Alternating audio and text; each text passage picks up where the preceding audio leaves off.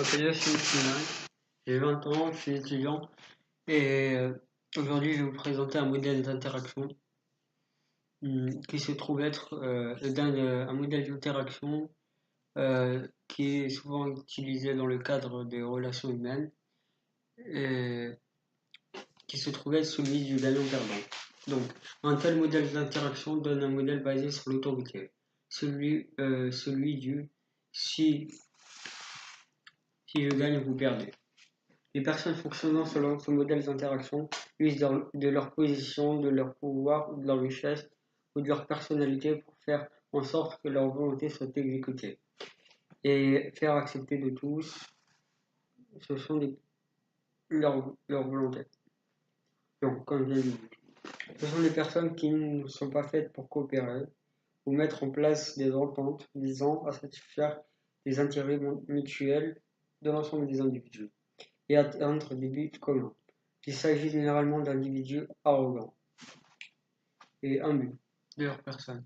Donc certains d'entre nous grandissent en vivant selon ce mode de pensée, mais d'un autre point de vue, jusqu'à se retrouver face à ses limites. Pour revenir à l'exemple de la famille, ce genre de relation de force se ressent lorsque, par exemple, il y a une comparaison entre deux ou plusieurs enfants. De ce fait, l'attention et la patience des parents se répartissent de manière inégale en fonction des résultats comparatifs.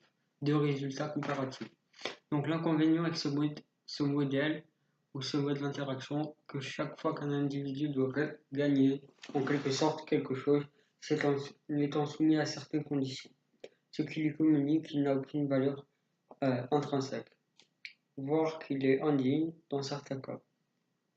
Cela dépendra de son ressenti.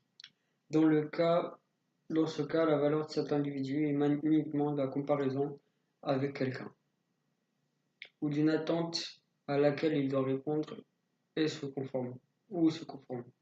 Donc, qu'arrive-t-il lorsqu'un jeune esprit, encore dépendant du soutien de ses parents, est confronté à cette forme de soutien, cette forme de jugement plutôt. L'enfant se retrouve passionné par cette mentalité de gagnant-perdant. Ce scénario peut s'étendre à un cadre plus large encore, au sein d'un groupe, par exemple. Un groupe de camarades, par exemple, ce type d'expérience peut s'avérer cruel ou impitoyable, car un groupe d'individus peut accepter ou rejeter une personne selon qu'elle se conforme ou non aux attentes du groupe en question. Donc, le système d'évaluation scolaire actuel se base aussi sur ce modèle d'interaction, car si un individu obtient un 15 sur 20, par exemple, il sera considéré comme meilleur qu'un autre qui en obtiendra en comparaison 13 sur 20. Ces notes ne sont pas vraiment représentatives, car elles se soucient peu du potentiel de chacun. Ces notes ne révèlent en vérité qu'une valeur sociale, qui à mon sens est peu significative. Donc dans le système éducatif actuel où la concurrence règne, faire preuve d'entraide et de partenariat ou faire des partenariats et de la coopération est interprété comme une tricherie, ce qui conditionne les individus à l'individualisme après. Donc, et à la pauvreté, car dans la réalité, savoir s'entraider et coopérer permet de s'enrichir mutuellement. Donc, de plus, le football, le basketball et les autres sports aussi programment les individus dès leur jeune âge à ce modèle de pensée défectueux, selon ce modèle de pensée défectueux.